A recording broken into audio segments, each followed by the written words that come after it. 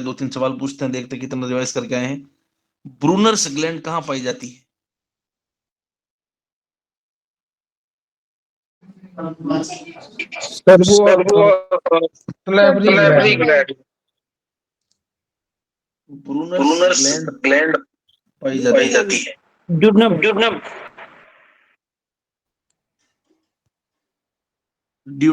के अंदर। ड्यूडनम के अंदर।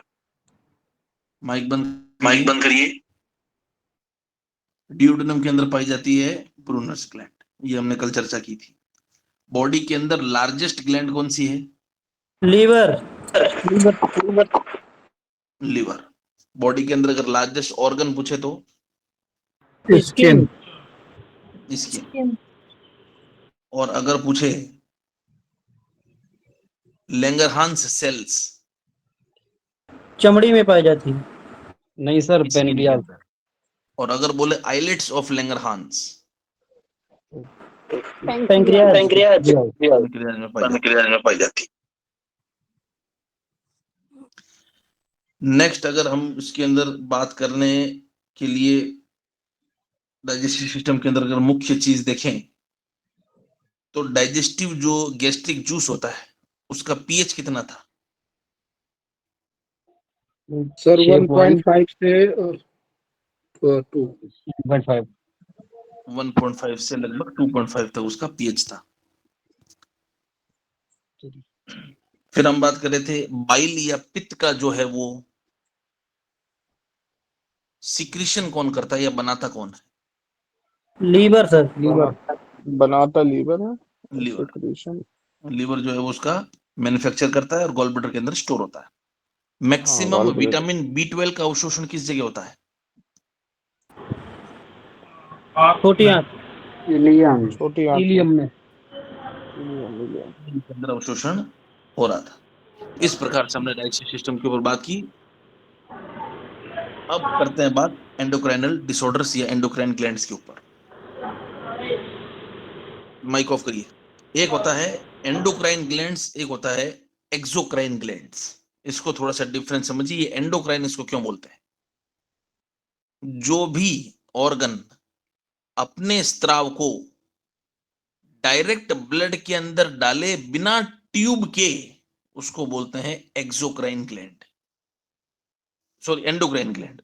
जिसमें ट्यूब नहीं होगी वो एंडोक्राइन ग्लैंड कहलाता है। मतलब डायरेक्ट ब्लड के अंदर वो अपने सीक्रेशन या अपने स्त्राव को डालेंगे बिना किसी नलिकाओं के इस्तेमाल के, उसको बोलते हैं एंडो, अंदर से ही अंदर खून में डाल देते हैं। एक होता है एक्सोक्राइन, जिसके अंदर नलियां होगी या जो नलिका युक्त ग्लैंड्स होगी जिसके अंदर ट्यूब होगी, और वो ट्यूब से होता हुआ सीक्रेशन ब्लड के अंदर जाएगा या किसी भी ऑर्गन के अंदर जाएगा। सर ये पेज नंबर कौन सा है? Page number 31। माइक बंद कर लो भाई। ये हो गया एंडोक्राइन ग्लैंड्स के बारे में और एक्सोक्राइन ग्लैंड का मेन डिफरेंस। एक्सोक्राइन जो है वो डायरेक्ट जो है वो ट्यूब के जरिए स्त्राव को डालता है। एंडोक्राइन ग्लैंड के अंदर कोई ट्यूब नहीं होती, डायरेक्ट ब्लड के अंदर जो है अपना सीक्रेशन डालते हैं। अब हम एंडोक्राइन के बारे में बात करेंगे। एंडोक्राइन ग्लैंड ग्लैंड जिसको बोलते हैं स्त्राव जो ग्रंथियां करेगी लेकिन नलिका नहीं होती इसके अंदर। मुख्य ग्लैंड है एक तो पिट्यूटरी जिसको मास्टर ग्लैंड भी बोलते हैं, दूसरा थायराइड, पैराथायराइड, सुप्रारीनल मतलब एड्रीनल ग्लैंड्स, ये किडनी के ऊपर होती है। सुप्रा मतलब ऊपर, रीनल मतलब किडनी, किडनी के ऊपर पाई जाने वाली ग्रंथियां हैं, तो उसको बोलते हैं सुप्रा रीनल ग्लैंड्स या एड्रिनल ग्लैंड्स भी इसको बोलते हैं। और भी होती है बॉडी के अंदर बहुत सारी, लेकिन मुख्य मुख्य रूप से ये होती है। और भी बॉडी में बहुत सारी ग्लैंड है, जैसे पीनियल बॉडी है या पीनियल ग्लैंड है, और भी ग्लैंड्स बहुत सारी होती है, लेकिन मुख्य रूप से ये काम आती है पैराथायराइड ग्लैंड होती है। तो हम एक एक के बारे में चर्चा करेंगे। नेक्स्ट है एक्सोक्राइन ग्लैंड। ये हमारी बात हो गई थी। जो ग्लैंड अपना सीक्रेशन नलिका या नलिकाओं से युक्त होकर ब्लड के अंदर या किसी विसरा के अंदर डालती है उसको बोलते हैं एक्सो, जिसके अंदर नलिकाएं होती है। बहुत सारी होती है, मेमरी ग्लैंड से, कॉपर्स ग्लैंड से, बार्थलोइन ग्लैंड से, सलेवरी ग्लैंड से। इन सब के बारे में हमने जो है वो कुछ कुछ चर्चा कर ली है और कुछ कुछ ये ग्लैंड्स होती है। तो क्वेश्चन अगर मैं पूछूं तो उत्तर दोगे आप। निम्न में से एंडोक्राइन ग्लैंड का सही उत्तर है, या निम्न में से एंडोक्राइन ग्लैंड होती है? A Cowper's gland, B salivary gland, C Bartholin gland, D thyroid gland. Thyroid gland thyroid जो होती है वो एंडोक्राइन होती है। तो इस प्रकार से सवाल बन सकते हैं। सबसे बड़ी सैलिवरी ग्लैंड कौन सी पढ़ी थी हमने? पैरोटिड ग्लैंड पैरोटिड ग्लैंड हमने सबसे बड़ी सैलिवरी ग्लैंड पढ़ी थी, जिसके अंदर जो होती है वो स्टेनसेंस डक्ट से अपना सीक्रेशन डालती है, और इस ग्लैंड के अंदर जो इन्फेक्शन या वायरल इन्फेक्शन जो होता है उसको मम्स बोलते हैं। तो अब हम बात करते हैं, आइए। और एक होती है उभय स्त्रावी ग्रंथि, जिसमें एंडो और एक्सो दोनों काम होते हैं, जो एंडोक्राइन भी है एक्सोक्राइन भी है। ये क्वेश्चन कई बार पूछ लेते हैं। निम्न में से उभय स्त्रावी ग्रंथि कौन सी है? एक तो टेस्टिकल्स, दूसरा ओवरीज, तीसरा पेनक्रियाज, चौथा लिवर। ये चारों ऑर्गन दोनों काम करते हैं, एंडो एक्सो। ठीक है, इसको थोड़ा सा मोटा मोटा याद रखना है। इनमें से भी अगर सबसे इंपॉर्टेंट देखें तो 3 नंबर, सबसे इंपॉर्टेंट 3 नंबर ये क्वेश्चन कई बार आया है। वैसे सब है लेकिन 3 नंबर ज्यादा पूछा गया है। नेक्स्ट आइए, अब हम बात करते हैं पिट्यूटरी ग्लैंड। माइक ऑफ करिए, माइक ऑन है एक स्टूडेंट का। पिट्यूटरी ग्लैंड के ऊपर आइए सबसे पहले। पिट्यूटरी ग्लैंड, जिसको मास्टर ग्लैंड भी बोलते हैं, क्योंकि ये लगभग सभी स्त्रावों को रेगुलेट करता है, यह सभी स्त्रावों को अपने अंदर से निकालता है, इसलिए इसको मास्टर ग्लैंड भी बोलते हैं। तो क्वेश्चन ये कई बार बनता है, कौन सी ग्रंथि को मास्टर ग्रंथि भी बोलते हैं? किसको? पिट्यूटरी को, याद रखना है। पिट्यूटरी का जो ग्रंथि का जो ग्रोथ है वो हाइपोफाइसिस से होती है। बोले तो ब्रेन के अंदर एक पार्ट होता है हाइपोफाइसिस, वहां से एक स्टॉक निकलती है, एक लंबी रॉड नुमा आकृति निकलती है। उस रॉड की आकृति के अंदर एक राथकेस पाउच होता है, उस राथकेस पाउच के अंदर ये ग्लैंड पड़ी होती है ढकी हुई। तो राथकेस पाउच है, उस पाउच के अंदर ये ग्लैंड पड़ी होती है, और हाइपोफाइसिस नामक एक छोटा सा ग्रोथ होती है, जिसके डेवलपमेंट से इस ग्रंथि का ग्रोथ होती है, हाइपोफाइसिस। हाइपोथैलेमस, ये हाइपोथैलेमस के नीचे जो है वो स्फिनोइड बोन के अंदर, मैंने बताया था साला टर्सिका एक स्थान है, साला टर्सिका, और उसके अंदर एक पाउच होता है राथकेस पाउच। लिखना चाहो तो लिख दो RATHKES, राथकेस पाउच। इस पाउच के अंदर ये ग्रंथि पड़ी है, और साला टर्सिका अस्थि के अंदर ये ग्रंथि पाई जाती है। बोले तो हाइपोथैलेमस जो है उसके नीचे जो है वो स्पिनोइड बोन है, उस स्पिनोइड बोन के अंदर एक जगह है साला टर्सिका, उस साला टर्सिका के अंदर राथकेस एक पाउच नाम का एक पाउच होता है, ग्रंथि का एक पाउच होता है, उसके अंदर ये छोटी सी ग्रंथि वहां पाई जाती है राथकेस पाउच के अंदर। वेट देखें, 0.5 से 1 ग्राम होता है इसका वजन, 0.5 ग्राम से 1 ग्राम, तो लगभग 500 मिलीग्राम हो गया। तो 500 मिलीग्राम से 1 ग्राम तक इसका वजन हो सकता है, कई बार 2 से 3 ग्राम भी कई जगह लिखा आता है, तो मैक्सिमम 3 ग्राम के अंदर अंदर इसका वजन होता है। 0.5 से कई बार 1 ग्राम भी, कई बार 1.5 ग्राम भी हो सकता है। तो कुल मिला के 0.5 से या 500 मिलीग्राम से 1 से 2 ग्राम इसका वजन होता है, बड़ी छोटी ग्रंथि होती है। मुख्य रूप से जो इसका कार्य है, इट हैज एनाटॉमिकली और फंक्शनली सेपरेट लोब्स। इस ग्रंथि के जो लोब होते हैं, जो पिंड होते हैं, वो 2 लोब होते हैं इसके। एक तो आगे का लोब जिसको हम बोलते हैं एडिनो हाइपोफाइसिस, और एक पीछे का लोब जिसको हम बोलते हैं पोस्टीरियर हाइपोफाइसिस या पृष्ठ पिट्यूटरी। 2 होती है, अग्र पिट्यूटरी, पश्च पिट्यूटरी। तो एडिनो हाइपोफाइसिस आगे वाला पार्ट, न्यूरो हाइपोफाइसिस पीछे वाला पार्ट कहलाता है, क्योंकि जो पोस्टीरियर पिट्यूटरी है, पिट्यूटरी का पक्ष जो एरिया है, पीछे वाला जो एरिया है, वो डायरेक्ट हाइपोथैलेमस से हार्मोन को कनेक्टेड होता है, और उसके अंदर डायरेक्ट हाइपोथैलेमस से जो है वो हार्मोन आते हैं, और वो 2 हार्मोन होते हैं, हम आगे बात करेंगे, ऑक्सीटोसिन और वेसोप्रेसिन, आगे बात करेंगे। तो इसके मुख्य रूप से 2 लोब होते हैं, और जो लोअर एनिमल्स होते हैं, ये जो मनुष्य से छोटे एनिमल्स है या लोअर एनिमल्स है, उनमें 3 लोब भी होते हैं, और ह्यूमंस के अंदर भी 3 लोब होते हैं, लेकिन अंडर डेवलप्ड लोब होता है, मिडिल लोब, जिसके अंदर से मेलेनिन हार्मोन निकलता है। तो कुल मिला के मुख्य रूप से 2 ही सक्रिय लोब होते हैं इस ग्लैंड के, जिसको एंटीरियर और पोस्टीरियर 2 में डिवाइड करते हैं। अब क्वेश्चन आता है, एंटीरियर जो आगे वाला पिट्यूटरी का पार्ट है, अग्र पिट्यूटरी है, उसमें से कौन कौन से हार्मोन का स्त्राव होता है? 100 स्टार मार्क करो। मुख्य रूप से 6 हार्मोन निकलते हैं। और आगे वाली जो पिट्यूटरी है, एंटीरियर पिट्यूटरी है, आगे वाला जो लोब है उसको बोलते हैं एडिनो हाइपोफाइसिस। हाइपोफाइसिस से ये बनती है, एडिनो मतलब आगे वाला पार्ट, तो आगे वाला पार्ट ऑफ पिट्यूटरी को बोलते हैं एडिनो हाइपोफाइसिस। उसके अंदर से मुख्य रूप से 6 हार्मोन निकलते हैं। अब आइए इसके ऊपर चर्चा करते हैं।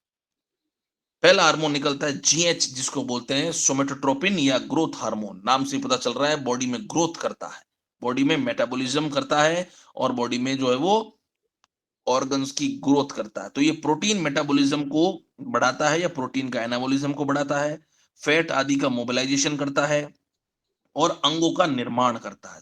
तो ये ग्रोथ हार्मोन है, ये अंगों का निर्माण करेगा, प्रोटीन का संश्लेषण करेगा और फैट को ये क्या करता है, जोड़ता है बॉडी के अंदर, या एनाबॉलिक इफेक्ट है बॉडी के अंदर। कई बार इसके ज्यादा होने से और कम होने से भी बॉडी में रोग होते हैं। या तो ज्यादा हो जाएगा स्त्राव या स्त्राव कम हो जाएगा। अगर बॉडी में ग्रोथ हार्मोन का स्त्राव ज्यादा हो जाता है तो एक रोग होता है जाइजेंटिज्म, GIGANTISM, जाइजेंटिज्म, जिसके अंदर व्यक्ति विशाल काय दिखता है, जाइजेंट दिखता है या जायंट व्यक्ति दिखता है। और अगर इसका स्त्राव बॉडी में कम होता है तो बॉडी के अंदर डेवलपमेंट, बोन्स, मसल्स, इन सब का डेवलपमेंट कम हो जाता है और व्यक्ति जो है वो बौना या छोटा रह जाता है। तो ये अलग अलग इसके अंदर जो है वो स्त्राव नुमा जो है वो एनोमलीज होती है जो कि देखने को मिलती है। नेक्स्ट आइए थायराइड, थायराइड के बारे में बात करते हैं। Thyroid stimulating hormone. Thyroid hormone नहीं है ये थायराइड स्टिमुलेटिंग हार्मोन है। ढंग से याद रखना है, थायराइड हार्मोन तो थायराइड ग्रंथि निकालेगी, लेकिन ये थायराइड को स्टिमुलेट करता है। इसका मतलब है ये थायराइड ग्लैंड जो है आपकी आउटू ग्रंथि जो गले में है, ये तो ब्रेन के अंदर है, ब्रेन के पास में, हाइपोथैलेमस के नीचे है, लेकिन जो थायराइड निकलता है हार्मोन थायराइड ग्लैंड के अंदर से, उसको ये सक्रिय करता है, उसको ये स्टिमुलेट करता है। अगर बॉडी के अंदर आपके थायराइड की कमी है तो ये हार्मोन बढ़ जाएगा, जो आपके सामने लिखा है 2 नंबर TSH। इसलिए आप जब जांच कराते हो या कई बार अगर आपने जांच देखी हो आपके आसपास बगल वाले की या किसी रोगी की या आपके निकट संबंधी जिसको थायराइड का रोग है, तो आज ये जरूर ये जांच देखना, उसके बॉडी में TSH तो ज्यादा मिलेगा लेकिन थायराइड कम मिलेगा। बॉडी में कोई चीज कम होती है तो उसको उत्प्रेरक के रूप में, सक्रियता बढ़ाने के रूप में उत्तेजक अवस्था में बॉडी चली जाती है। अगर बॉडी के अंदर मान लो किसी के थायरोक्सिन जो थायराइड ग्लैंड उससे कम निकल रहा है, उसको बोलते हैं हाइपोथायराइडिज्म, मोटे करने वाला थायराइड। तो अगर बॉडी के अंदर कोई चीज कम है तो बॉडी उसको बढ़ाना चाहेगा, तो TSH ज्यादा से ज्यादा निकलेगा पिट्यूटरी से और वो बोलेगा जाओ थायराइड के अंदर जाओ और हार्मोन को बढ़ाओ थायराइड का। इसलिए जो हाइपोथायराइडिज्म के मरीज है उसमें थायरोक्सिन तो मिलेगा कम लेकिन TSH मिलेगा ज्यादा। तो थायराइड ग्लैंड की वृद्धि और गतियों को ये उत्तेजित करने का काम करता है और थायरोक्सिन हार्मोन जो है या थायराइडल हार्मोन जो है वो उसका टारगेट ऑर्गन का हार्मोन होता है। उस ऑर्गन के अंदर जाके इस हार्मोन को वो सिक्रीट करने में मदद करता है, इसलिए इसको बोलते हैं थायराइड स्टिमुलेटिंग हार्मोन। नेक्स्ट है ACTH हार्मोन, एड्रेनोकोर्टिकोट्रोफिक हार्मोन। ये एड्रिनल ग्रंथि के अंदर जाकर जो है वो हार्मोन का सिक्रेशन करता है। हमने बात की थी सुप्रारीनल ग्लैंड, जो किडनी के ऊपर आपके ग्लैंड है उसको बोलते हैं एड्रिनल ग्लैंड।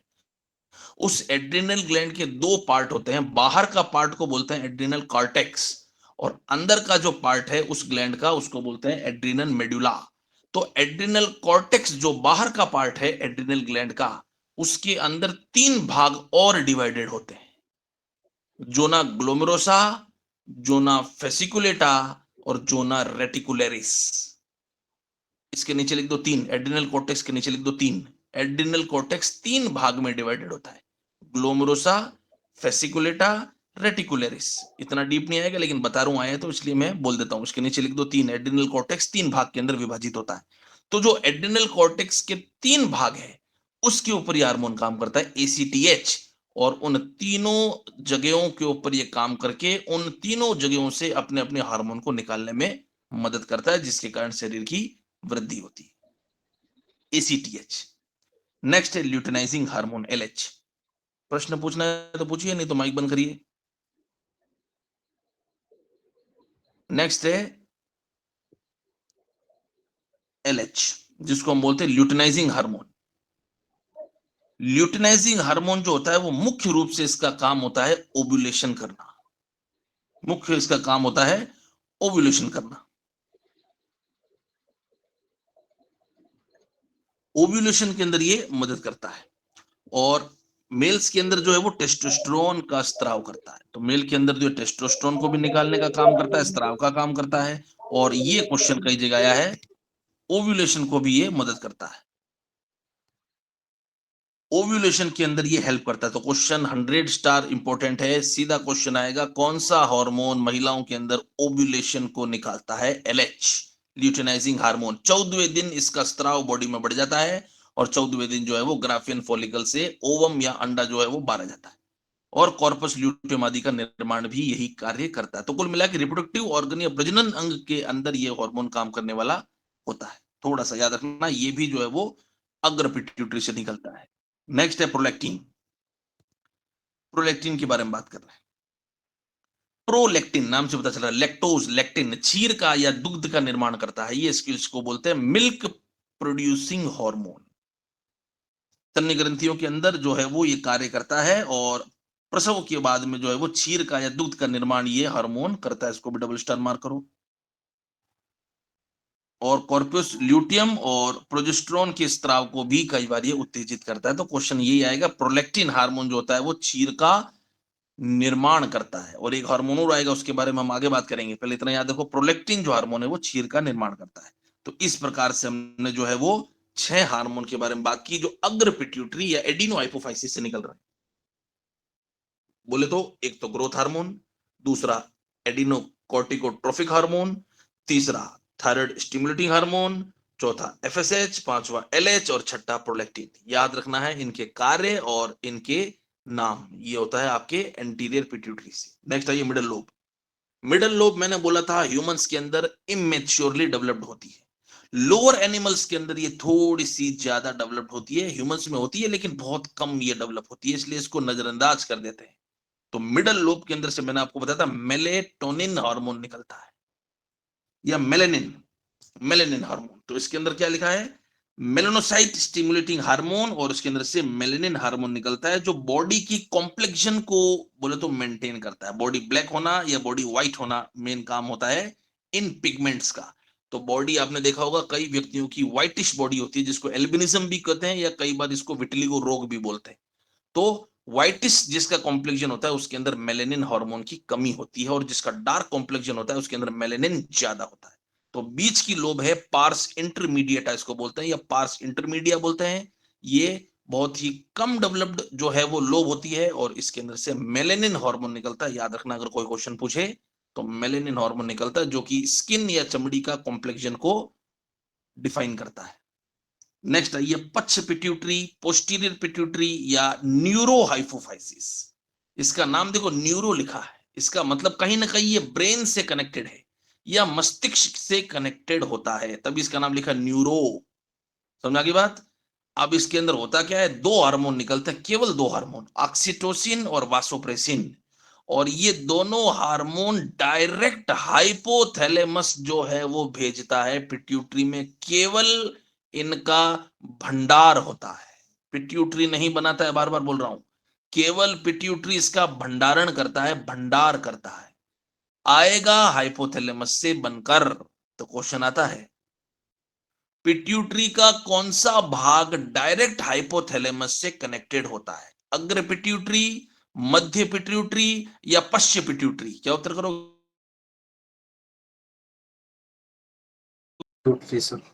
पश्चिम पिट्यूटरी। जो पोस्टीरियर पिट्यूटरी है जिसको न्यूरो हाइपोफाइसिस बोलते हैं, वो इसलिए बोलते हैं क्योंकि डायरेक्ट नर्वाइन जो है फिलामेंट्स उससे कनेक्टेड होता है। दो हार्मोन होते हैं, 100 स्टार एडीएच जिसको वासोप्रेसिन बोलते हैं, ऑक्सीटोसिन जो क्षीर को निकालने का काम करता है, मिल्क इजेकुलेटिंग हार्मोन है। इससे पहले हमने क्षीर का निर्माण का कौन सा हार्मोन पढ़ा था, बोलो फटाफट? प्रोलैक्टिन। प्रोलैक्टिन। तो प्रोलैक्टिन से क्षीर निर्मित होता है, याद रखना है, और ऑक्सीटोसिन से क्षीर निष्कासन होता है, इजेक्टिंग। तो पहले हम ऑक्सीटोसिन ही पढ़ लेते हैं। गर्भिणी गर्भावस्था के गर्भाशय के अंदर आकुंचन का भी काम करता है ये, जिससे डिलीवरी होती है। और स्तनपान वाली स्त्रियों के अंदर जो है वो ये एलोलाई के अंदर से क्षीर का निष्कासन करता है। मिल्क इजेकुलेटिंग या मिल्क इजेक्शन हार्मोन है। लेकिन मिल्क प्रोडक्शन हार्मोन कौन था? प्रोलैक्टिन। वो वहां से वो याद रखना है। अब आइए दूसरा वासोप्रेसिन के ऊपर बात करते हैं। नाम से पता चल रहा है। वासोप्रेसिन वेसल्स को प्रेस करने वाला होता है। दूसरी चीज एंटी डायूरेटिक। डायूरेटिक मतलब क्या होता है? हम बोलते हैं ना ये तत्व डायूरेटिक है। डायूरेटिक या डायूरेसिस से क्या समझते हैं? मूत्र रोकना या मूत्र निकालना? मूत्र बढ़ाना। मूत्र को निकालना डायूरेसिस कहलाता है। और अगर मैं बोलूं एंटी डायूरेटिक, इसका मतलब मूत्र रुक रहा है कि रोकना मूत्र निकल रहा रोकना है? रोकना। अगर मैं बोल रहा हूं एंटी डायूरेटिक, मूत्र निकला या मूत्र रुका? रुका। रोका।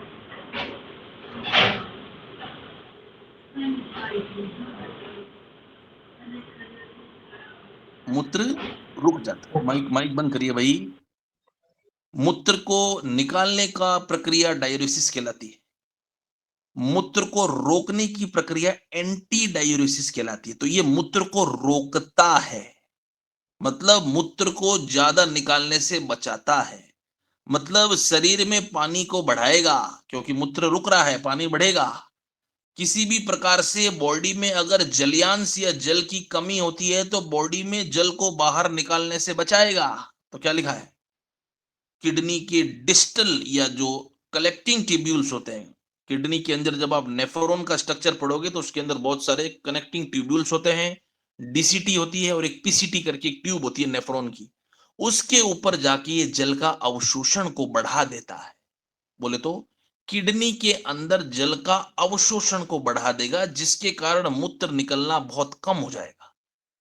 क्योंकि ये प्रेस कर रहा है वेसो को, वेसल्स को, इसलिए इसको वेसल को कंस्ट्रिक्शन भी कहते हैं। बोले तो वेसल्स को ये दबा देगा, या वेसल्स का कंस्ट्रिक्शन करके कई बार बीपी भी बढ़ा सकता है। क्यों? क्योंकि बॉडी के अंदर जब जलयांश को अंदर रोक लेगा तो बॉडी के अंदर जल तत्व बढ़ जाएगा, और जल तत्व बढ़ते ही हृदय पर भार बढ़ेगा और बीपी बढ़ता है। तो कुल मिला के ब्लड प्रेशर पे तो ये काम करता ही करता है। दूसरा काम है जल का अवशोषण, जल को पूरी तरह से अवशोषित कर लेगा और मूत्र की जो मात्रा है उसको कम कर देगा।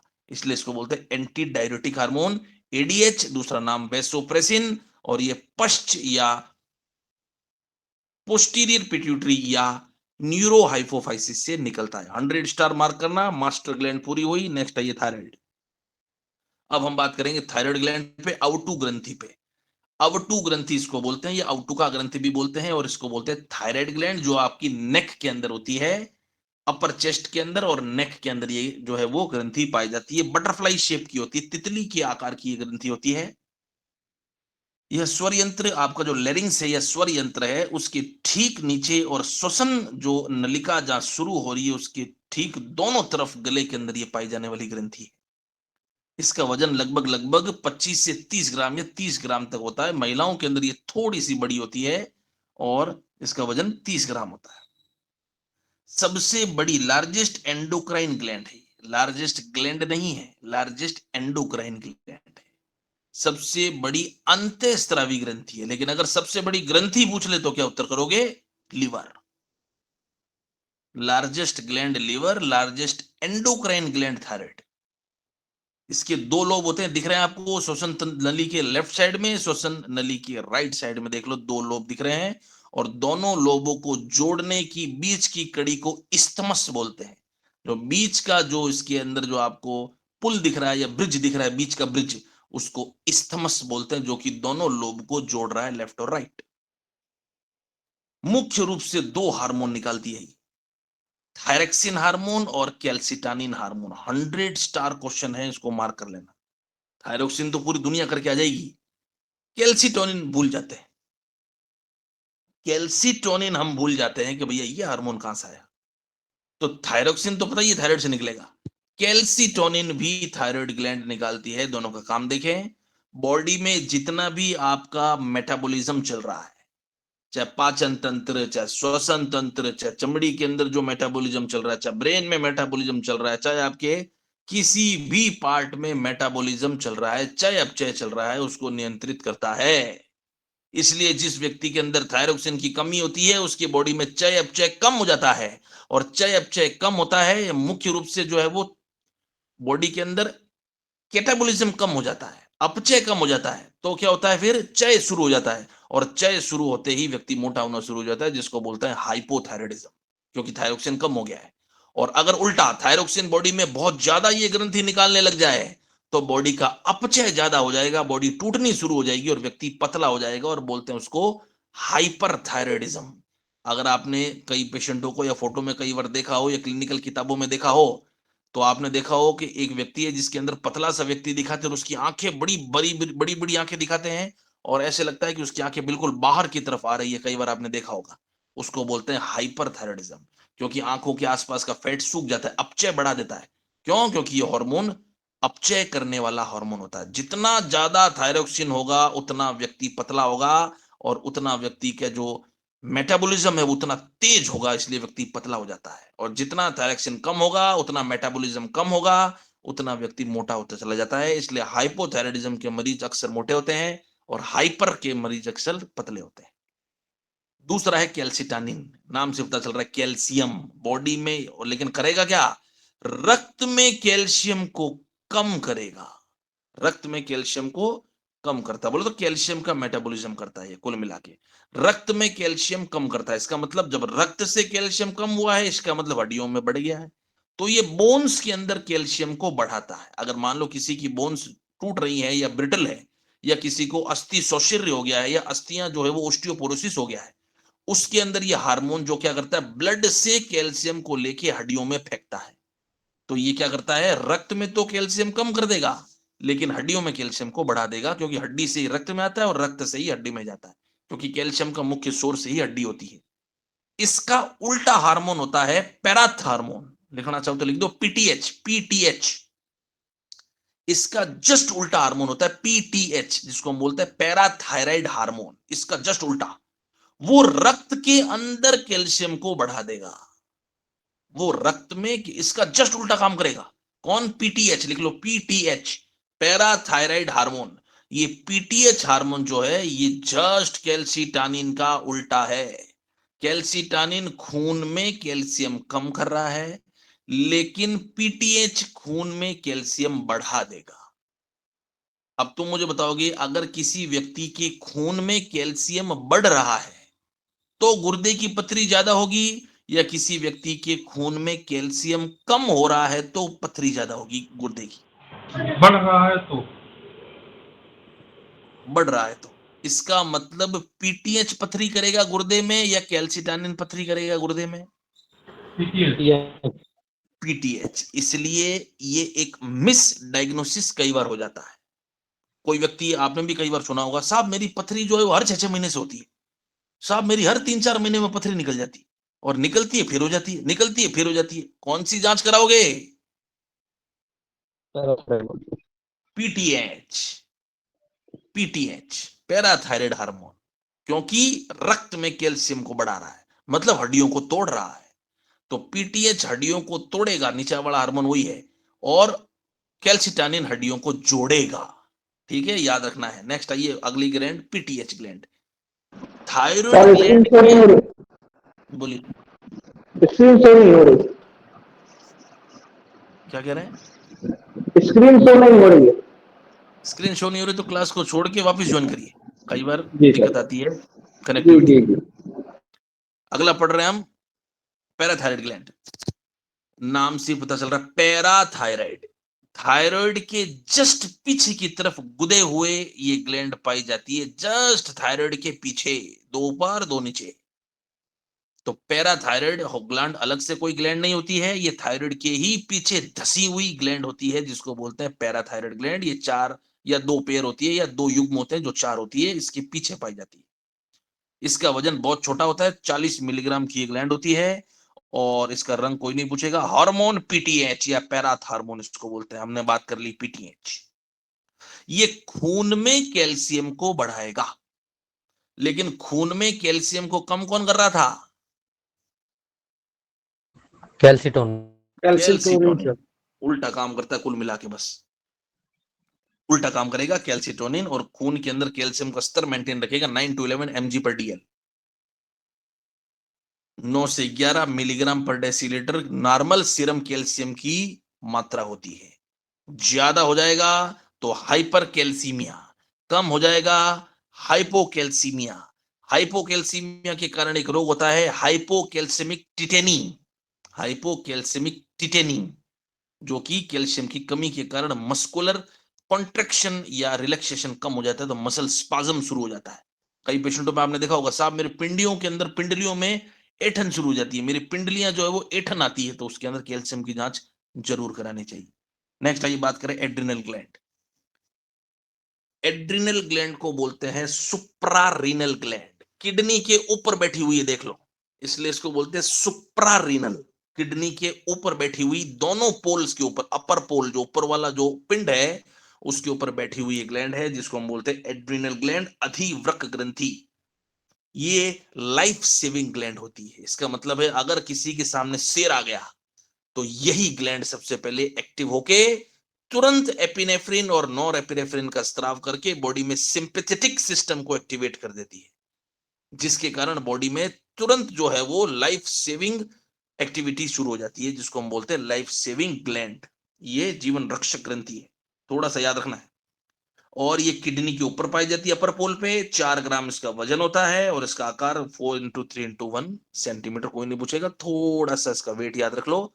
सुप्रारीनल ग्लैंड इसको बोलते हैं। नेक्स्ट आइए नीचे। अब हमने बात की थी एड्रिनल ग्लैंड 2 भाग में विभाजित होती है, मैंने पहले बताया था अभी आपको ऊपर जब 10 मिनट पहले बात कर रहे थे, कार्टेक्स और मेडुला।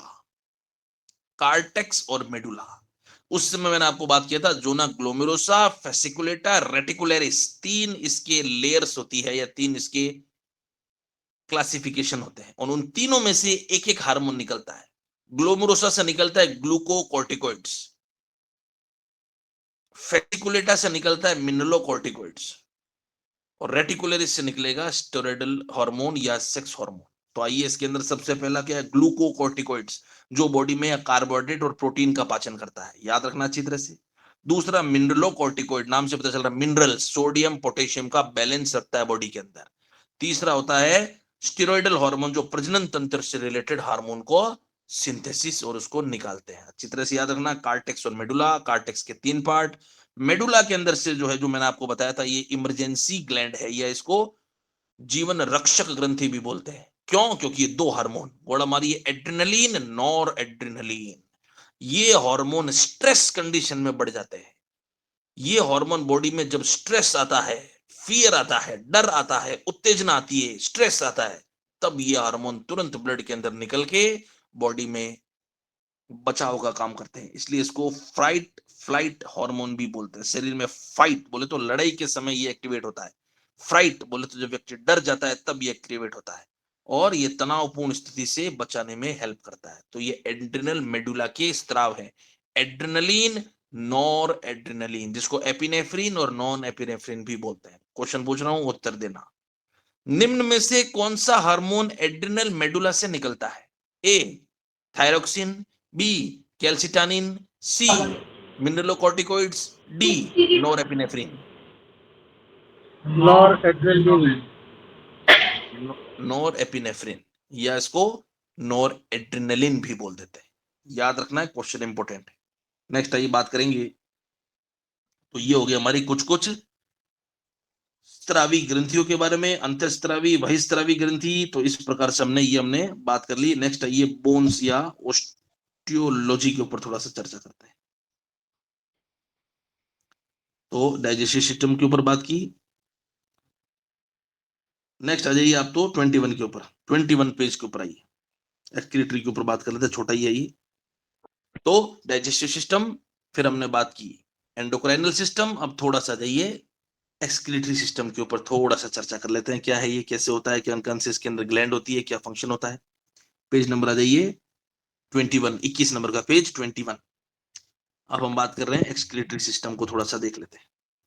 बॉडी के अंदर जो मेटाबॉलिक वेस्ट होते हैं, जो बॉडी के अंदर अपपदार्थ होते हैं, वो एलिमिनेट होते हैं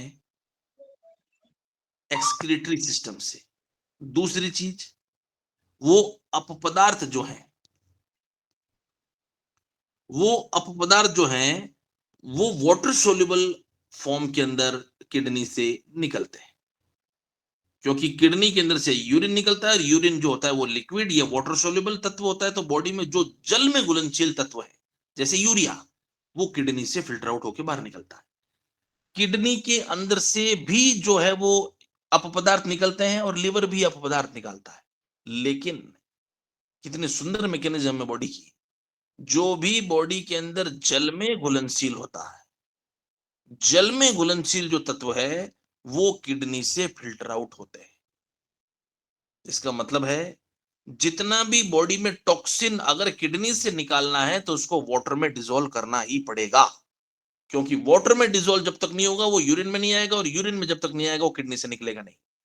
इसलिए बॉडी के जितने भी एक्सक्रीटरी मटेरियल हैं, अपपदार्थ हैं, चाहे वो नाइट्रोजनस वेस्ट हो, चाहे वो लिपिड सोल्यूबल हो, चाहे वो कोई भी सोल्युबिलिटी हो, अगर वो जल में घुलनशील जब तक नहीं बनेगा किडनी से बाहर नहीं आ सकता। इसलिए बॉडी के अंदर बिलिरुबिन जो होता है, आपने पढ़ा होगा बिलिरुबिन, जो कि हीमोग्लोबिन का एक अपपदार्थ है। हीमोग्लोबिन के डिसइंटीग्रेशन 120 दिन बाद में जब हीमोग्लोबिन का कण टूटता है, आरबीसी का कण टूटता है, तो उसमें से हीमोग्लोबिन निकलता है। हीमोग्लोबिन के अंदर दो भाग होते हैं, हीम भाग और ग्लोबिन भाग। ग्लोबिन भाग काम में आ जाता है प्रोटीन बनाने के लिए, और जो हीम भाग होता है उससे बनता है बिलिरुबिन। और वो बिलिरुबिन फिर जाता है लिवर के अंदर जल में घुलनशील तत्व का निर्माण करने के लिए। और जब वो जल में घुलनशील हो जाता है लिवर के अंदर प्रोसेसिंग होने के बाद में, तब वो किडनी के अंदर से निकलता है और यूरिन का कलर येलो होता है। येलो यूरिन का कलर बता रहा है कि यूरोबिलिनोजन निकल रहा है। और अगर यूरिन का कलर सफेद हो जाए इसका मतलब यूरोबिलिनोजन नहीं निकल रहा है, इसका मतलब हिमोलाइटिक जॉन्डिस है उस व्यक्ति को। तो ये बड़ी डीप स्थिति है, मोटा मोटा समझ लो। किडनी से वो चीज निकलेगी जो जल में घुलनशील हो। इसलिए बॉडी के अंदर अमोनिया यूरिया के अंदर कन्वर्ट होता है, और यूरिया हाईली सोल्यूबल होता है वाटर के अंदर। इसलिए यूरिया जो है वो मूत्र के द्वारा अपपदार्थ निकलता है। तो आइए अब बात करते हैं यूरिनरी सिस्टम, रीनल सिस्टम। इसके अंदर जो है वो मुख्य रूप से किडनी होती है, यूरेटर होती है, यूरिनरी ब्लडर होती है और यूरिथ्रा होती है। डायग्राम के अंदर देखेंगे किडनी दिख रही है, किडनी से जो ट्यूब निकल रही है कितना सेंटीमीटर लेंथ होती है इसकी, यूरेटर की लेंथ कितनी होती है 25 मीटर से 25 सेंटीमीटर। 25 सेंटीमीटर या 10 इंच, याद आ रहा है? आहार नलिका, यूरेटर, इन सब की लेंथ कितनी थी? 25 सेंटीमीटर। तो जो किडनी से देख लो नीचे वस्ती के अंदर या यूरिनरी ब्लडर में जो ट्यूब जा रही है वो यूरेटर है, ये 10 इंच या 25 सेंटीमीटर। 100 स्टार क्वेश्चन है। किडनी जो है वो रेट्रो पेरिटोनियल ऑर्गन है। रेट्रो मतलब पीछे, पेरिटोनियम मतलब आंतर, आंतर आदि के पीछे कमर की तरफ ये होती है किडनी, ताकि इसका संरक्षण हो सके, इसको चोट लगने से बच सके। तो पेरिटोनियम के पीछे की तरफ होती है, रेट्रो पेरिटोनियल ऑर्गन होता है किडनी। बीन शेप की होती है, सेम के शेप की होती है। इसकी लेंथ जो इसकी लोकेशन है थोड़ा सा याद रखना है, T12 से L3 की तरफ। ये मतलब है आपकी जो कमर जो है उसके अंदर जो थोरासिक वर्टिब्री है, आपकी कमर के अंदर जो है वो मेरुदंड है, स्पाइनल कॉर्ड है, उसके अंदर जो वर्टिब्री लगी है उसके बीच में स्पाइनल कॉर्ड चलती है। तो उसके अंदर T12 से लेके L3 के बीच में इसकी स्थिति होती है। तो ये भी इंपॉर्टेंट है, डबल स्टार मार्क करो उसको।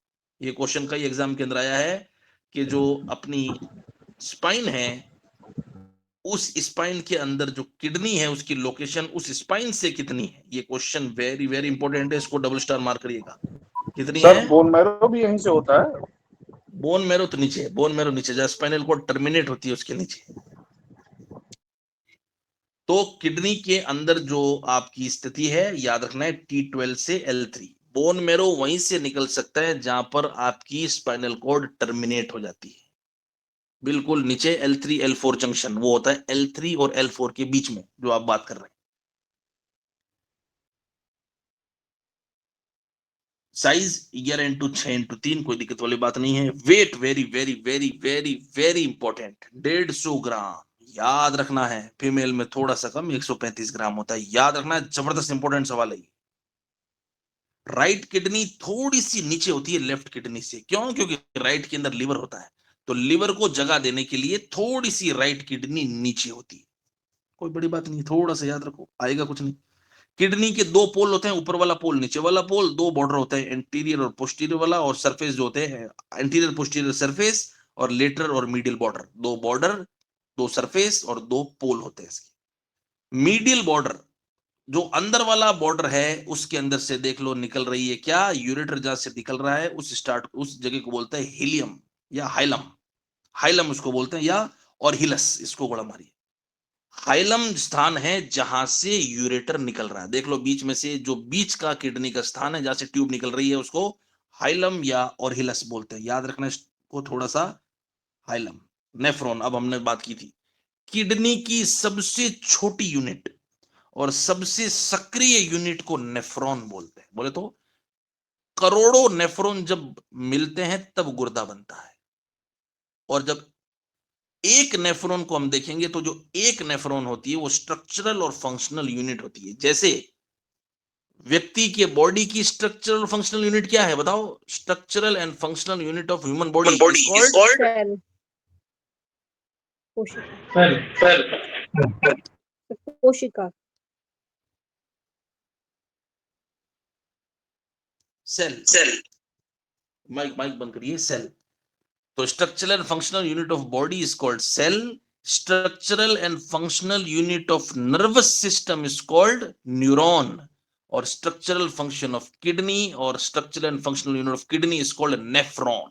ठीक है, ये भी क्वेश्चन कई बार पूछते हैं। एक किडनी के अंदर लगभग 1 मिलियन या 10 लाख नेफ्रॉन होते हैं, और एक नेफ्रॉन को एक स्ट्रक्चरल यूनिट बोलते हैं। यूरेटर बात कर ली हमने, 25 सेंटीमीटर हमने बात कर ली है, या 10 इंच, कई बार 10 से 11 या 12 इंच भी हो जाता है, तो 25 सेंटीमीटर मोटा मोटा याद रखो। यूरिनरी ब्लैडर 150 से 300 ml तक कैपेसिटी होती है बस्ती की मूत्र को धारण करने की, 150 से 300 ml, इसलिए बस्ती में मूत्र का धारण नहीं करना चाहिए। आगे हम बात करेंगे। न वेगान धारणी अध्याय, कोई भी वेग को धारण नहीं करना है। 13 वेग आएंगे, उसमें से एक मूत्र का भी वेग होता है, तो मूत्र का वेग धारण नहीं करना है। 150 से 300 ml इसकी कैपेसिटी होती है। टोटल एक दिन में 1 से सवा या 1 से 1.5 लीटर जो है वो यूरिनरी ब्लैडर के अंदर जो है वो कैपेसिटी या इसको धारण करने की कैपेसिटी होती है, या ऐसा बोल दो 1 से 1.5 लीटर मूत्र जो है वो निष्कासन होता है पूरे दिन के अंदर।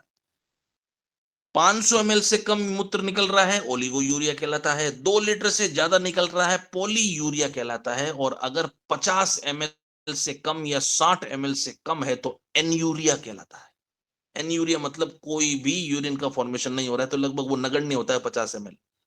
500 ml से कम निकल रहा है यूरिन पूरे दिन के अंदर तो ओलिगो यूरिया कहलाता है, और अगर 2 से 2.5 लीटर से ज्यादा मूत्र त्याग कर रहा है तो पॉली यूरिया कहलाता है। ये 3 कंडीशन होती है जो कि मेडिकल टर्म्स के अंदर जानी जाती है। नेक्स्ट है यूरिथ्रा। मूत्र जो है वो वस्ती से आगे के जिस ट्यूब के अंदर निकल रहा है उसको यूरिथ्रा बोलते हैं, और मेल में ये लॉन्ग होते हैं और फीमेल में ये शॉर्ट होते हैं। तो याद रखना, मेल के अंदर 18 से 20, फीमेल में 4 सेंटीमीटर। इसलिए बार बार यूटीआई, यूरिनरी ट्रैक इन्फेक्शन, सबसे ज्यादा किस में देखने को मिलता है, मेल या फीमेल? फीमेल। क्यों? क्योंकि यूरिथ्रा का लेंथ छोटी है, देख लो 4 सेंटीमीटर, इसलिए सबसे ज्यादा यूरिनरी ट्रैक इन्फेक्शन फीमेल में देखने को मिलता है। और यूटीआई या यूरिनरी ट्रैक इन्फेक्शन का जो मुख्य कॉज या मुख्य बैक्टीरिया कौन सा है, याद रखना याद से, E coli, Escherichia coli.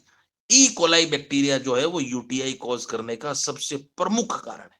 Pseudomonas से भी होता है, क्लेबिसिला से भी होता है, 50 बैक्टीरिया जिससे होता है, लेकिन सबसे प्रमुख बैक्टीरिया ई कोलाई होता है जो यूटीआई या यूरिनरी ट्रैक इन्फेक्शन करता है। फीमेल में सबसे ज्यादा होता है क्योंकि यूरिथ्रा छोटा 4 सेंटीमीटर, और मेल में यूरिथ्रा बड़ा होता है 18 से 20 सेंटीमीटर, इसलिए कम चांस होती है यूटीआई होने की। लेंथ ऑफ क्लाइटोरिस 2.5, ये होता है कि आगे हम रिप्रोडक्टिव सिस्टम में बात करेंगे। 2.5 सेंटीमीटर की लेंथ होती है, बस अभी से इसको इतना ही याद रखिए। नेक्स्ट है ये स्किन के ऊपर बात करते हैं, इंटेग्यूमेंट्री सिस्टम, त्वचा के ऊपर बात करते हैं। अन्य आचार्य, अलग अलग आचार्य अलग अलग इसके जो है वो लेयर्स बोलते हैं। जैसे सुश्रुत ने जो है वो 7 लेयर बोली है, चरक ने जो है वो 6 लेयर बोली है, आधुनिक तंत्र भी 7 लेयर बोलता है। तो इसलिए सुश्रुत को श्रेष्ठ बोला गया है सांख्य बोले तो शारीर स्थान के अंदर, क्योंकि शारीरे सुश्रुत श्रेष्ठ है। आइए बात करते हैं त्वचा। त्वचा को क्यूटिनस मेम्ब्रेन भी कहा जाता है, या ये पूरी तरह से पूरी सतह को ढकती है, इसलिए इसको लार्जेस्ट आर्गन भी बोलते हैं। Largest endocrine gland thyroid, largest gland liver, largest organ skin. प्रमुख रूप से दो लेयर होती है, एपिडर्मिस और डर्मिस। एपिडर्मिस मतलब ऊपर की त्वचा जिसके 7 भाग होते हैं, दूसरी होती है डर्मिस जो कि त्वचा के नीचे, एपिडर्मिस के नीचे होती है। अब हम पहले बात कर लेते हैं मुख्य रूप से एपिडर्मिस। एपिडर्मिस जो होती है वो हथेली आदि के अंदर या तलवों के अंदर जो पाई जाती है मोटी स्किन ऊपर की, उसको एपिडर्मिस बोलते हैं। स्ट्रेटम कॉर्नियम सबसे ऊपर वाली, फिर ऊपर से नीचे चल रहा हूं मैं, ऊपर से नीचे चल रहा हूं, ठीक है। फिर है ल्यूसिडियम, फिर है ग्रेन्युलोसम, फिर है स्पाइनोसम, फिर है बेसेल या जर्मिनेटिवम। तो क्वेश्चन कई बार ये भी आता है, निम्न में से चर्म का या निम्न में से त्वचा का सही ऊपर से नीचे का या नीचे से ऊपर का क्रम बताइए, या त्वचा का निम्न में से क्रम है। तो ये क्रम याद रखना है। सबसे पहले नीचे बेस होता है, नीचे क्या होता है बेस, तो सबसे नीचे देखो क्या लिखा है, बेसेल। फिर उसके ऊपर कंटक नुमा एक लेयर होती है जिसको बोलते हैं स्पाइनोसम, उसके ऊपर ग्रेनुलोसम, उसके ऊपर ल्यूसिडियम, उसके ऊपर कॉर्नियम। और एक रोग होता है सोरियासिस, अगर आपने सुना हो तो, जिसको बोलते हैं कुष्ठ रोग या चर्म रोग, जिसको सोरियासिस बोलते हैं। उसके अंदर जो ऊपर वाली लेयर दिख रही है और उसके अंदर से जो सबसे नीचे वाली लेयर है बेसेल, उस बेसेल लेयर की हाइपरट्रोफिक ग्रोथ होती है। जब बेसेल लेयर इतनी ज्यादा गति से बनने लगती है कि बॉडी के अंदर से पपड़ी नुमा एक सिल्वर स्किन या पपड़ी नुमा स्किन छूटने लगती है, उसको बोलते हैं सोरियासिस रोग। और वो ऑटोइम्यून रोग होता है। उसके अंदर बेसेल लेयर का क्या होता है, हाइपरट्रोफाइड ग्रोथ होनी शुरू हो जाती है, एक्सिस ग्रोथ होनी शुरू हो जाती है। जो नॉर्मल ग्रोथ होती है उससे 10 गुना 50 गुना ग्रोथ होनी शुरू होती है, जिसके कारण पपड़ी निकलती है और चमड़ी जो होती है वो लाल या इन्फ्लेम्ड हो जाती है, जिसको बोलते हैं सोरियासिस। तो कुल मिला के इसका क्रम याद रखना है, बेसेल, स्पाइनोसा, ग्रेन्युलोसा, ल्यूसिडियम, कॉर्नियम। ठीक है, ये नीचे से ऊपर इसका क्रम होता है। फिर उसके नीचे जो बेसेल है उसके नीचे जो होती है वो डर्मिस होती है, और ये त्वचा का सबसे लार्जेस्ट पार्ट होता है और इसको ट्रू स्किन भी बोलते हैं, जिसके अंदर पेपिलरी डर्मिस और रेटिकुलर डर्मिस नाम से दो भाग में विभाजित होती है। थोड़ा सा इसको मोटा मोटा याद रखना है। एक्सेसरीज स्ट्रक्चर देखें तो त्वचा के अंदर बाल होते हैं, त्वचा के अंदर जो होती है वो ग्रंथियां होती है जिसके अंदर से ऑयल या जिसके अंदर से म्यूकस सीक्रेट होता है, और कुछ जो होती है वो त्वचा के अंदर नाखून आदि भी इसके अंदर एम्बेडेड होते हैं। नेक्स्ट आइए, इसके अंदर इसका ग्रंथियां कौन कौन सी होती है। Sebaceous gland. सेबेशियस ग्लैंड का मतलब होता है ऑयल सीक्रेटिंग ग्लैंड, जो चमड़ी के अंदर तेल नुमा ऑयल आदि या ऑयल जैसे सीक्रेशन को निकाले, उसको सेबेशियस ग्लैंड बोलते हैं। और इसी के इन्फ्लामेशन को एक रोग होता है सिबोरिक डर्मेटाइटिस, जिसके अंदर ये ग्लैंड एक्सेस सीक्रेशन करनी शुरू हो जाती है और चमड़ी में इन्फ्लामेशन हो जाता है। तो सेबेशियस ग्लैंड जो होती है वो स्नेह ग्रंथि होती है, इसके अंदर से ऑयल निकलता है। यह फेस के ऊपर, स्काल्प के ऊपर, जो आप बोलते हैं ना इसकी ऑयली स्किन है या मेरी ऑयली स्किन है, इसका मतलब है सेबेशियस ग्रंथि स्किन में ज्यादा है। तो ये ज्यादा चेहरे पे होती है, सिर के ऊपर होती है, इसलिए सिबोरिक डर्मेटाइटिस जो मैंने बोला सिर के ऊपर होती है, वो खाल में ऊपर की तरफ होती है, पीठ पे और छाती के अंदर ये ज्यादा मात्रा में पाई जाती है। सुंदरता अगर आपने देखी हो इसकी, तो इस लाइन में एक बड़ी सुंदरता दिख रही है जो आयुर्वेद से जो है वो मैच कर रही है। तुम मुझे बताओ कि स्नेह या तेल या चिकनाई को कौन से दोष से आयुर्वेद में कोरिलेट कर सकते हो वात पित्त कफ में। बात कफ वात कफ पित्त से कफ में चिकनाई कौन है। चिकनाई कौन है? सर कफ सबका कफ कफ है। कफ कफ और कफ का स्थान शरीर में ऊपर होता है या नीचे होता है। सर ऊपर ऊपर और ये जो अंग दिख रहे हैं ये ऊपर के दिख रहे हैं कि नीचे के दिख रहे हैं। ऊपर सर ऊपर सर कुछ गणित समझ में आ रही है। आयुर्वेद का सिद्धांत पूरे जगत में लागू होता है। कोई मॉडर्न, कोई होम्यो, कोई आयुर्वेद, कोई बोले तो यूनानी, ये अलग अलग कोई विधाएं नहीं है। जिसका भी जन्म हुआ है दुनिया में वो आयुर्वेद के सिद्धांत से ही हुआ है। सबसे एंशियंट और सबसे सिग्निफिकेंट और सबसे साइंटिफिक जो है वो साइंस है आयुर्वेद। फेस ऊपर का भाग, स्काल्प ऊपर का भाग, अपर बैक ऊपर का भाग, छाती ऊपर का भाग, तेल ऊपर का भाग, चिकनाई ऊपर का भाग और कफ ऊपर का भाग। तो ये सेबेशियस ग्लैंड ऊर्ध्व जत्रुगत ज्यादा पाई जाती है। ओवर पाम्स सोल्स के अंदर अनुपस्थित, इंजेक्शन लगा यानी दो हाथ और इंजेक्शन पैर में कम होती है। चलिए। अरे पूछना वो है कुछ तो इंजेक्शन बोलिए, करवा दो। चलो पूछना यार। है तो पूछिए, नहीं तो माइक को बंद करिए। सेबेशियस ग्लैंड जो होती है उसके अंदर से सीबम निकलता है और ये तेलनुमा आकृति का जो है वो सिक्रेशन होता है जिसको सीबम बोलते हैं। नेक्स्ट है स्वेट ग्लैंड्स, इसके अंदर स्वेद ग्रंथियां भी होती है जिसके अंदर से पसीना निकलता है और वो 3 से 4 मिलियन ग्रंथि होती है। उसके अंदर जो है वो कौन कौन सी होती है, एक्राइन और एपोक्राइन, याद रखना है। एक्राइन और एपोक्राइन दो प्रकार की ग्रंथि होती है जो कि स्वेद वह ग्रंथि होती है। अभी समझ लो होता क्या है। एपोक्राइन का मतलब है वो ग्रंथियां जो स्त्राव करने के बाद झड़के अलग हो जाती है। जैसे स्त्राव हुआ वो ग्रंथि वहां से टूट जाएगी और शरीर से विच्छेद हो जाएगी, उसको बोलते हैं एपोक्राइन। एक्राइन का मतलब होता है उसका उल्टा, विच्छेद नहीं होती है, स्त्राव लगातार जारी रहेगा और विच्छेद नहीं होती है। और क्वेश्चन आता है एपोक्राइन ग्रंथियों का एग्जाम्पल, 100 स्टार मार्क करो। एक्जिला, स्तन्य ग्रंथि, गुदा की ग्रंथि, कान की ग्रंथि और लेबिया मेजोरा, ये सभी ग्रंथियां यहां पर एपोक्राइन स्वेट ग्लैंड होती है। मतलब यहां की ग्रंथियां स्वेट को निकालने के बाद झड़ जाएगी या अलग हो जाती है या बॉडी से विच्छेद हो जाती है। ये 100 स्टार एग्जाम्पल याद रखना, गोला मारो। ये क्वेश्चन सीधा आएगा, एपोक्राइन इकोक्राइन स्वेट ग्रंथियां ग्लैंड कहां दिया था मिलती है। सर। क्या कह रहे हैं। इकोक्राइन का, इकोक्राइन का एग्जांपल। एक्राइन, इसके अलावा जो ग्रंथि है सब एक्राइन है, हाथ पैरों में जो ग्रंथि है सब एक्राइन है। एपोक्राइन के अलावा जो ग्रंथि आपको तालू में, सोल में, पैलेट्स में, हाथों में, जो पैर के उसके बोले तो सोल्स में, पाम में जो दिख रही है वो सब एक्राइन है, एपोक्राइन इसके अलावा। तो एपोक्राइन का एग्जाम्पल कई जगह आया है, उसके अंदर भी स्तन्य ग्रंथि का तो एग्जाम्पल हजारों जगह आया है।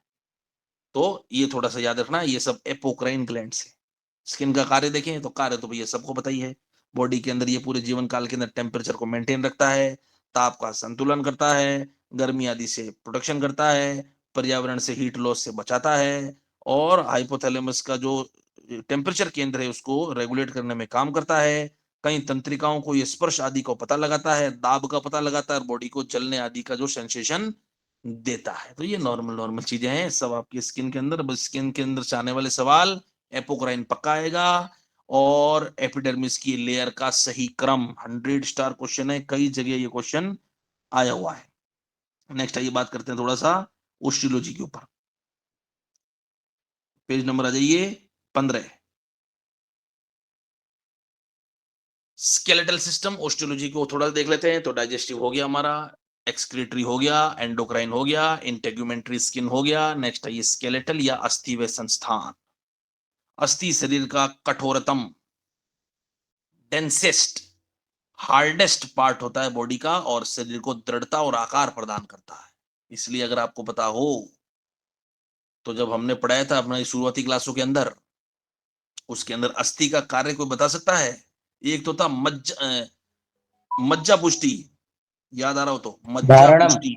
दूसरा था देह धारणम, अगर आपको याद आ रहा हो तो जब मैंने बताया था बॉडी धारणम के अंदर धारणम। स्केलेटल सिस्टम पूरी बॉडी को धारण कर रहा है, अगर स्केलेटन हट जाए तो पूरी बॉडी धड़ाम से गिर जाएगा। तो देह धारणम मज्जा पुष्टि, ये काम था अस्थि का। तो देख लो क्या लिखा है, शरीर को दृढ़ता प्रदान करता। नेक्स्ट आइए बात कर रहे हैं बोन्स के प्रकार। आयुर्वेद अलग बोलता है, अलग बोले तो अलग नहीं है, अलग बोले तो नाम अलग है। आयुर्वेद और आधुनिक दो होती है। तो आधुनिक जो है वो हड्डियों को 6 प्रकार में बोलता है। एक तो लॉन्ग बोन्स जिसको नलकास्ती, जैसे फीमर, जैसे टिबिया, जैसे फिबुला, जैसे रेडियस, जैसे अल्ना, ये लॉन्ग बोन्स होती है जो कि लंबी लंबी बोन्स होती है। नेक्स्ट है शॉर्ट बोन्स, जैसे स्टेपीज, जैसे इनकस, जैसे मेलियस, ये सब छोटी छोटी बोन्स होती है। तीसरी कपाल अस्थि, फ्लैट बोन्स, जो कि कपाल के अंदर होती है या पृष्ठ के अंदर होती है, फ्लैट बोन्स।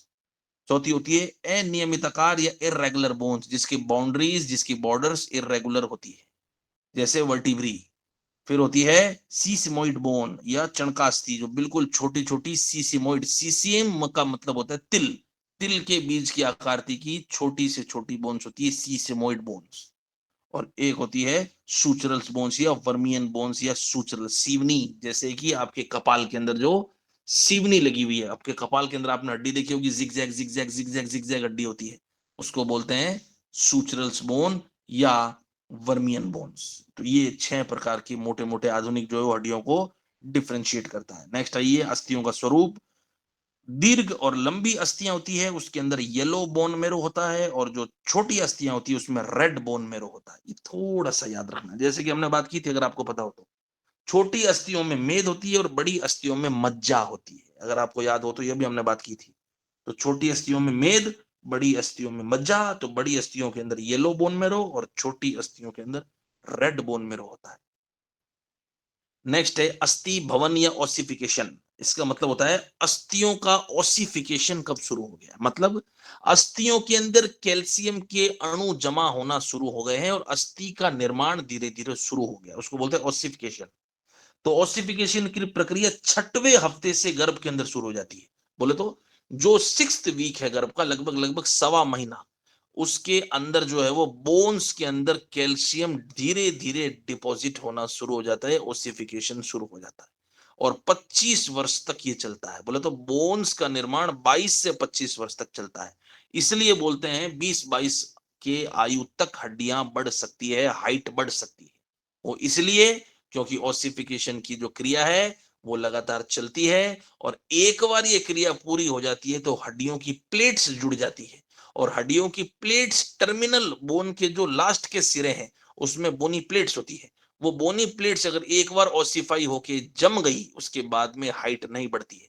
इसलिए 20 से 22 साल तक या मैक्सिमम खींच सके 25 साल तक जो है वो हाइट बढ़ने में मदद मिल सकती है। उस समय अस्थियां की लंबाई लगभग 12 मिलीमीटर की छोड़ दीजिए होती है, कोई कोई नहीं पूछेगा। अस्थियों का कार्य नॉर्मल चीज है, बॉडी को शेप मेंटेन करना, बॉडी को साइज मेंटेन करना, बॉडी को सपोर्ट देना, बॉडी के इंटरनल ऑर्गन्स पे आघात लग जाए इसलिए उसको बचा के रखना, और बॉडी के अंदर मैरो होता है। मैरो वो क्या करता है, रक्त के अणुओं का निर्माण करता है। जो बॉडी के अंदर हीमोपोइसिस चलती है, वो आरबीसी का निर्माण, डब्ल्यूबीसी का निर्माण, जो रक्त के सेल्स का निर्माण, वो सब कौन करता है, मज्जा करता है। और कैल्शियम और फास्फोरस का ये भंडार है, कैल्शियम और फास्फोरस का ये भंडार है। और उसके कारण क्या होता है, बॉडी में कैल्शियम और फास्फोरस क्या होता है, मेंटेन रहता है। वापस पूछ रहा हूं, देखते कौन जवाब देता है। हड्डियों के अंदर से कैल्शियम को खून में फेंकना कौन सा हार्मोन?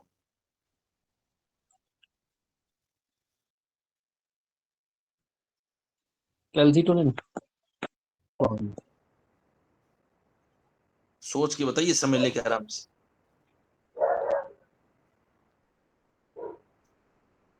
हड्डियों में से कैल्शियम को खून में फेंकना कौन सा हार्मोन?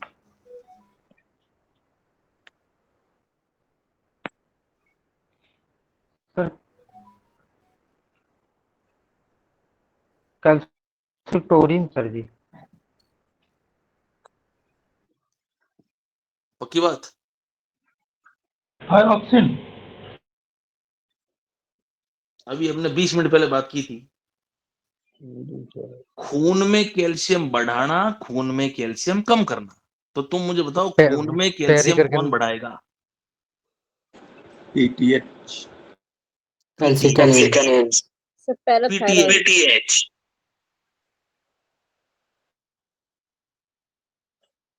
खून में कैल्शियम पीटीएच बढ़ाएगा। अगर खून में कैल्शियम बढ़ रहा है तो हड्डियों में कैल्शियम कम होगा कि बढ़ेगा?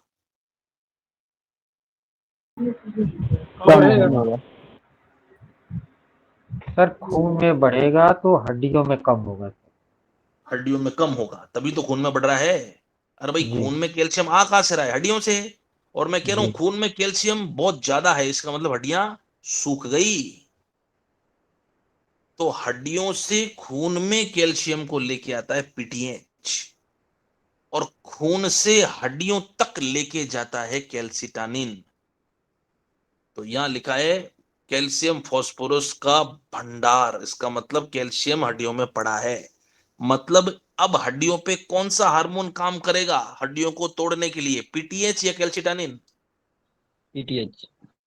कैल्सिटोनिन। पीटीएच। अरे फिर कैल्सिटोनिन, बात ही नहीं समझ रहे हो। अरे भाई, दो चीज है, खून और हड्डी। तुम मुझे बताओगे आपकी बॉडी में कैल्शियम खून में ज्यादा होता है या हड्डियों में ज्यादा होता है? हड्डियों में। हड्डियों में। हड्डियों में। हड्डियों में ज्यादा होता है। अब हड्डी से खून के अंदर कैल्शियम कौन लेके आता है? पीटीएच। बात समझ में आ रही है? हड्डी से खून के अंदर पीटीएच लेके आएगा। इसका मतलब अगर मैं बोल रहा हूं कि किसी व्यक्ति की हड्डी जो है वो धीरे धीरे सूख के बहुत कम हो गई, इसका मतलब पीटीएच कम है कि ज्यादा? कम है। अगर हड्डियां कम हो रही तो सर पीटीएच, ज्यादा है, पीटीएस ज्यादा ज्यादा होगा है, सर। हड्डियां अगर कम हो रही है तो पीटीएच कम हो रहा है। पीटीएस बढ़ा है सर। पीटीएच हड्डी को तोड़ता है। अब मैं कह रहा हूं हड्डियां टूट रही है, इसका मतलब पीटीएच ज्यादा है, जी। तभी जी। तो हड्डियां टूट रही है। और कैल्सिटोनिन उल्टा करता है, हड्डियों को जोड़ता है, मतलब कैल्शियम को हड्डी में फेंकता है, मतलब खून से कैल्शियम को कम करता है, तभी तो हड्डियों में बढ़ेगा। तो अगर बॉडी में कैल्शियम, फास्फोरस और मज्जा का भंडारीकरण हड्डी पे करता है, बोले तो हड्डी इसका भंडार होती है, इसका मतलब हड्डी पे काम करेगा पीटीएच, वो हड्डी से खून में कैल्शियम को डालता है। तो बोले तो बॉडी के अंदर कैल्शियम आदि का मेटाबॉलिज्म भी करता है। अगर बॉडी में कैल्शियम की कमी होती है तो उस व्यक्ति की हड्डियां टूटनी शुरू हो जाती है, क्योंकि वहां पर पीटीएच अपना काम दिखाना शुरू करता है। सर इसमें कंफ्यूज दो नहीं टेस्ट होना होते है, हैं ना इसलिए सर? मैं बहुत धीरे धीरे आई समझाता हूँ एक एक चीज। सर आईपीटीएच और प्रोकैल्सिटोनिन, सर इसी के टेस्ट हो? किसका टेस्ट? आईपीटीएच और प्रोकैल्सिटोनिन जो लेबोरेटरीज में होते हैं। पीटीएच का टेस्ट और कैल्सिटोनिन का टेस्ट कराएंगे कैल्शियम डिसऑर्डर्स के अंदर, कैल्शियम की कमी या बोन में कैल्शियम की कमी या खून में कैल्शियम ज्यादा या कम, इस दो टेस्ट से पता लगता है। Okay sir. तो बॉडी के अंदर मिनरल का होम्योस्टेसिस भी करता है। नेक्स्ट टेस्टियों की संख्या, मॉडर्न जो बोलता है ये 206, आयुर्वेद बोलता है 360 और 300, लेकिन चरक 360 और सुश्रुत 300। अगर क्वेश्चन में पूछूं, देखते हैं आपका दिमाग कितना काम करता है। अगर क्वेश्चन आया आयुर्वेद में अस्थियों की संख्या होती है, क्या उत्तर करोगे? सर 300। 300। 300। 300। 300 क्यों करेंगे? सर वो क्योंकि सुश्रुत ने सुश्रुत बताया शरीर है इसलिए सर। शरीर रचना के हो। शरीर की जो भी संख्या पूछे किसको याद करोगे? सुश्रुत। सुश्रुत। धमनी पूछे, अस्थि पूछे, सिराएं पूछे, कंडराएं पूछे, बोन्स पूछे, स्किन पूछे, हमेशा शरीर का कोई सवाल आया, अगर कोई आचार्य नहीं पूछा है तो किसके अनुसार करके आओगे? सुश्रुत।